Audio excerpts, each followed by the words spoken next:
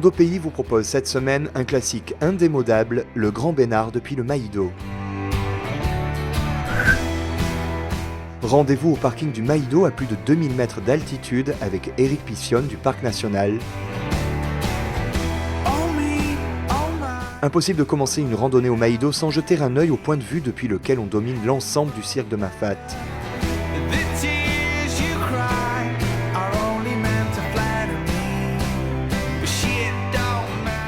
C'est aussi au sommet de ces parois qu'on peut observer un sous-genre de Phallzuma borbonica, un petit lézard vert endémique qui ne vit que sur cette zone.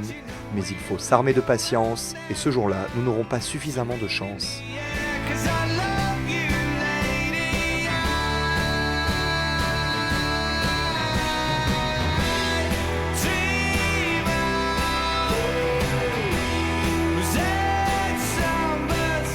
Avec cet exemple de lézard vivant sur un habitat si restreint, on comprend pourquoi les espèces pays sont si vulnérables. Et à l'échelle de l'île, c'est pareil. C'est pourquoi quand on randonne sur le haut de cette planaise du Maïdo, on ne peut s'empêcher d'évoquer les incendies de 2010 et de 2011 qui ont si malmené le patrimoine naturel. C'est vrai qu'avant l'arrivée de l'homme, il y avait déjà des incendies. D'ailleurs, le Maïdo, ça veut dire terre brûlée en malgache. Donc depuis toujours, il y a eu des incendies. Sauf qu'il n'y avait pas cette banque de graines d'espèces envahissantes qui étaient présentes. Et donc la nature reprenait ses droits naturellement et sans aucun souci.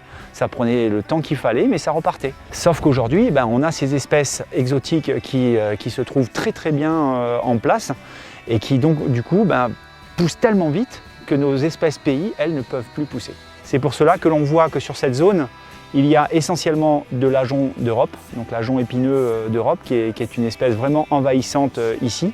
Et du coup, tout ce qui est branle-vert, bois de fleurs jaunes, ne réussit pas à pousser. Il n'y a plus de place, il n'y a plus de lumière pour eux.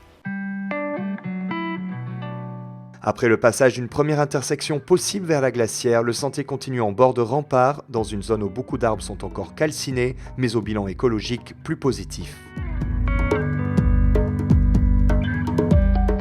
Là, on a un sol qui est différent, on est un peu plus haut en altitude.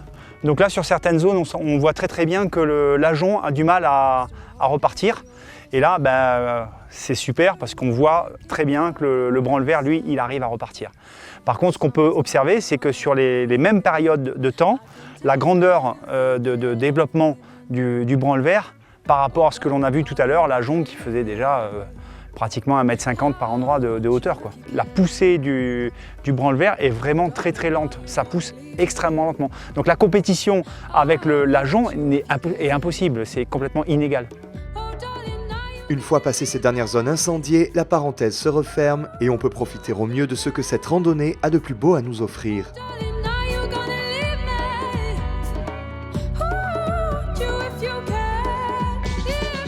Une progression en montée constante en bord de rempart avec quelques paliers un peu plus raides mais jamais difficiles.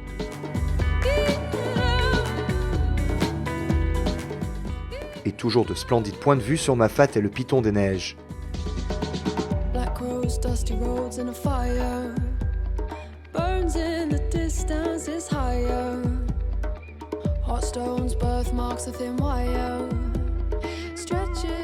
À plusieurs reprises, on croise de nouvelles intersections qui permettent de randonner plus bas dans la planaise, notamment jusqu'à la glacière. Attention, la montée reste longue et le soleil tape fort en altitude, d'autant que plus on s'approche du sommet, plus la végétation est basse et il n'y a plus d'ombre pour s'abriter.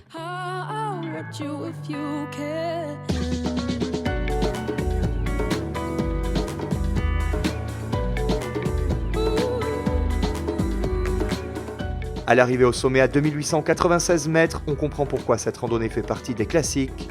Troisième plus haut sommet de l'île après le Piton des Neiges et le Gros Morne, le Grand Bénard offre un panorama impressionnant. Après avoir observé Mafate tout au long de la montée, c'est la totalité du cirque de Cilaos qui s'offre à nous. On y aperçoit bien sûr la ville de Cilaos, mais aussi tout le côté d'île à Taccorde et l'embouchure du cirque. Et bien sûr la crête du Taïbit qui sépare les deux cirques de Cilaos et de Mafate, dominé par le massif du Piton des Neiges. Et cerise sur le gâteau, quand le temps est bien dégagé, on peut aussi apercevoir la planaise du Tampon et le volcan. J'aime bien cette randonnée parce qu'elle est très accessible facilement de tous. Elle commence par un point de vue magnifique au Maïdo, où on a une vue sur Mafate. Et tout au long de la randonnée, en fait, on va découvrir Mafat sur notre gauche d'une façon différente. Une fois qu'on arrive en haut, ben, on a vraiment quelque chose d'extraordinaire. Ce paysage à couper le souffle, donc ça en vaut le coup. Je veux dire, c'est un effort physique, hein.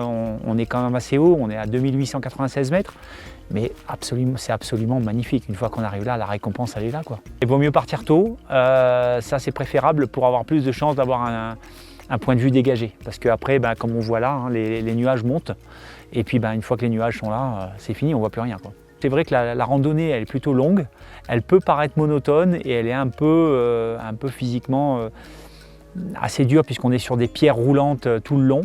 Donc c'est pas tout ce qu'il y a de plus agréable, mais une fois qu'on arrive là, le paysage est tellement beau qu'on a déjà oublié les pierres roulantes.